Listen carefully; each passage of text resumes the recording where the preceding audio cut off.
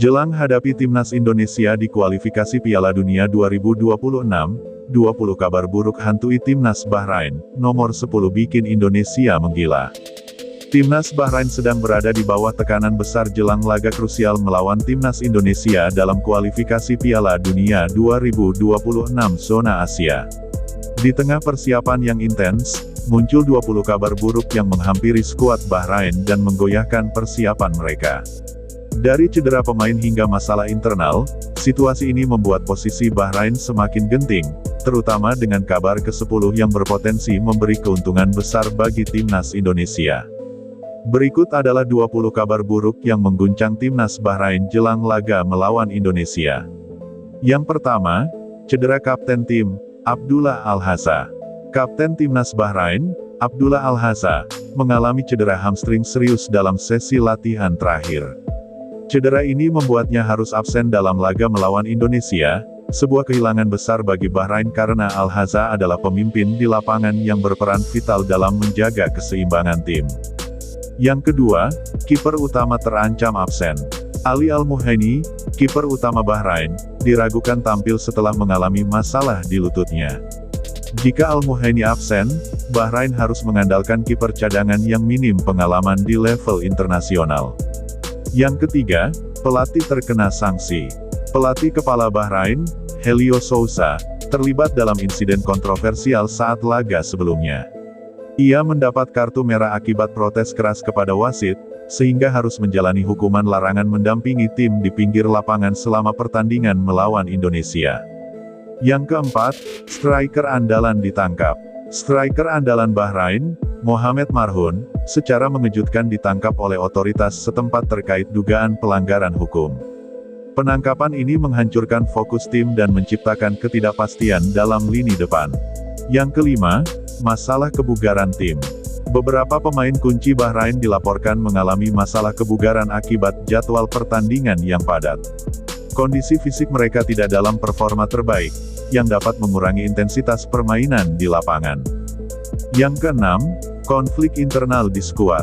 Terjadi friksi di dalam skuad Bahrain antara beberapa pemain senior dan staf pelatih terkait strategi yang akan digunakan melawan Indonesia. Ketegangan ini menimbulkan atmosfer negatif di kamp latihan. Yang ketujuh, pemain bintang mogok latihan. Pemain sayap bintang, Fahad Al-Samsi, dilaporkan menolak ikut serta dalam sesi latihan terakhir sebagai bentuk protes terhadap keputusan pelatih. Sikap ini memperkeruh suasana di tim menjelang pertandingan. Yang kedelapan, media lokal kritik keras. Media lokal Bahrain mengkritik keras performa tim dalam beberapa pertandingan terakhir, membuat para pemain semakin tertekan. Kritik ini menambah beban mental pada skuad yang sudah berada di bawah tekanan. Yang kesembilan, taktik yang mudah terbaca. Beberapa analis sepak bola menilai taktik Bahrain di bawah pelatih Sousa terlalu mudah diprediksi. Lawan-lawan sebelumnya berhasil membongkar kelemahan strategi mereka, dan Indonesia berpotensi memanfaatkan hal ini. Yang ke-10, doping skandal pemain Bahrain. Kabar ke-10 ini adalah yang paling mengguncang persiapan Bahrain. Salah satu pemain kunci Bahrain dilaporkan terlibat dalam skandal doping, dan hasil tes positif baru saja dirilis. Pemain tersebut segera dikeluarkan dari skuad, meninggalkan lubang besar di lini tengah. Kabar ini tidak hanya mempermalukan tim, tetapi juga mempengaruhi mental seluruh pemain. Skenario ini bisa menjadi keuntungan besar bagi Indonesia, yang akan menghadapi lawan dengan moral yang terpuruk. Yang ke-11, tekanan dari Federasi Sepak Bola Bahrain. Federasi Sepak Bola Bahrain, BFA, memberi ultimatum keras kepada tim. Mereka menuntut hasil maksimal dari laga melawan Indonesia, meski kondisi tim sedang tidak optimal. Tekanan ini menambah kecemasan dalam skuad. Yang ke-12, dukungan supporter menurun. Supporter Bahrain mulai kehilangan kepercayaan kepada tim nasional mereka setelah serangkaian hasil buruk di kualifikasi. Beberapa kelompok supporter bahkan mengancam akan memboikot pertandingan melawan Indonesia jika performa tim tidak segera membaik. Yang ke-13, kondisi cuaca ekstrim. Diperkirakan cuaca di Manama saat pertandingan akan sangat panas, dengan suhu mencapai 40 derajat C. Kondisi ini berpotensi mengganggu performa fisik para pemain Bahrain yang belum terbiasa dengan cuaca ekstrim. Yang ke-14, penundaan pertemuan teknis. Pertemuan teknis sebelum pertandingan yang seharusnya dihadiri oleh staf pelatih Bahrain mengalami penundaan akibat masalah logistik. Penundaan ini mengganggu persiapan akhir tim dalam menyusun strategi yang matang. *15. Masalah visa pemain asing *. Beberapa pemain naturalisasi Bahrain yang diharapkan tampil dalam pertandingan ini menghadapi masalah administrasi visa. Ketidakpastian status mereka membuat pelatih harus menyusun ulang susunan pemain. *16. Cedera gelandang bertahan ***.